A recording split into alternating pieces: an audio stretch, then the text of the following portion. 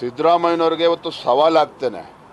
ನಿಮಗೇನಾದರೂ ಸ್ವಲ್ಪನಾದರೂ ನೈತಿಕತೆ ಅನ್ನೋದು ನಿಮ್ಮಲ್ಲೇನಾರು ಉಳ್ಕೊಂಡಿದ್ರೆ, ಏನು ಮೊನ್ನೆ ಎಕ್ಸೈಸ್ ಒಬ್ಬ ಹಿರಿಯ ಅಧಿಕಾರಿ ಇವತ್ತು ರೆಡ್ ಹ್ಯಾಂಡಾಗಿ ಸಿಗಾಕೊಂಡಿದ್ದಾರೆ.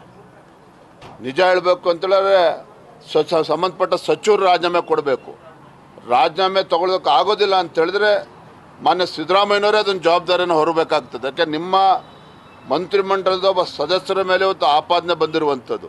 ಆಪಾದನೆ ಎಲ್ಲ ಇವತ್ತು 25 ಲಕ್ಷ ಹಣ ಸೀದಾಗಿರ್ತಕ್ಕಂಥದ್ದು, ಕೋಟ್ಯಾಂತರ ರೂಪಾಯಿ ಚಲಾವಣೆ ಆಗ್ತದೆ ಅನ್ನೋದು ಈಗಾಗಲೇ ಆಡಿಯೋ ಕ್ಲಿಪ್ಪಿಂಗ್ ಕೂಡ ಬಂದಿದೆ.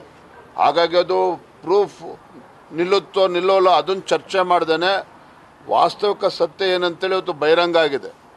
ರಾಜ್ಯದಲ್ಲಿ ಯಾವ ರೀತಿ ಭ್ರಷ್ಟಾಚಾರ ನಡೀತಾ ಇದೆ, ಕಾಂಗ್ರೆಸ್ ಸರ್ಕಾರ ಯಾವ ರೀತಿ ಭ್ರಷ್ಟಾಚಾರದಲ್ಲಿ ಮುಳುಗೋಗಿದೆ ಅನ್ನೋದು ಕೂಡ ಗೊತ್ತಾಗ್ತಾ ಇದೆ. ಹಾಗಾಗಿ ಇದನ್ನು ನೈತಿಕ ಹೊಣೆಯನ್ನು ಮುಖ್ಯಮಂತ್ರಿಗಳೇ ಹೊರಬೇಕಾಗ್ತದೆ. ಸಿದ್ದರಾಮಯ್ಯನವರಿಗೆ ಇವತ್ತು ಸವಾಲಾಗ್ತೇನೆ. ನಿಮಗೇನಾದರೂ ಸ್ವಲ್ಪನಾದರೂ ನೈತಿಕತೆ ಅನ್ನೋದು ನಿಮ್ಮಲ್ಲೇನಾರು ಉಳ್ಕೊಂಡಿದ್ರೆ, ಏನು ಮೊನ್ನೆ ಎಕ್ಸೈಸ್ ಒಬ್ಬ ಹಿರಿಯ ಅಧಿಕಾರಿ ಇವತ್ತು ರೆಡ್ ಹ್ಯಾಂಡಾಗಿ ಸಿಗಾಕೊಂಡಿದ್ದಾರೆ. ನಿಜ ಹೇಳಬೇಕು ಅಂತೇಳಿದ್ರೆ ಸಂಬಂಧಪಟ್ಟ ಸಚಿವರು ರಾಜೀನಾಮೆ ಕೊಡಬೇಕು. ರಾಜೀನಾಮೆ ತಗೊಳ್ಳೋಕೆ ಆಗೋದಿಲ್ಲ ಅಂತ ಹೇಳಿದ್ರೆ ಮಾನ್ಯ ಸಿದ್ದರಾಮಯ್ಯನವರೇ ಅದನ್ನು ಜವಾಬ್ದಾರಿಯನ್ನು ಹೊರಬೇಕಾಗ್ತದೆ. ಯಾಕೆ ನಿಮ್ಮ ಮಂತ್ರಿಮಂಡಲದ ಒಬ್ಬ ಸದಸ್ಯರ ಮೇಲೆ ಇವತ್ತು ಆಪಾದನೆ ಬಂದಿರುವಂಥದ್ದು. ಆಪಾದನೆ ಎಲ್ಲ ಇವತ್ತು 25 ಲಕ್ಷ ಹಣ ಸೀದಾಗಿರ್ತಕ್ಕಂಥದ್ದು, ಕೋಟ್ಯಾಂತರ ರೂಪಾಯಿ ಚಲಾವಣೆ ಆಗ್ತದೆ ಅನ್ನೋದು ಈಗಾಗಲೇ ಆಡಿಯೋ ಕ್ಲಿಪ್ಪಿಂಗ್ ಕೂಡ ಬಂದಿದೆ.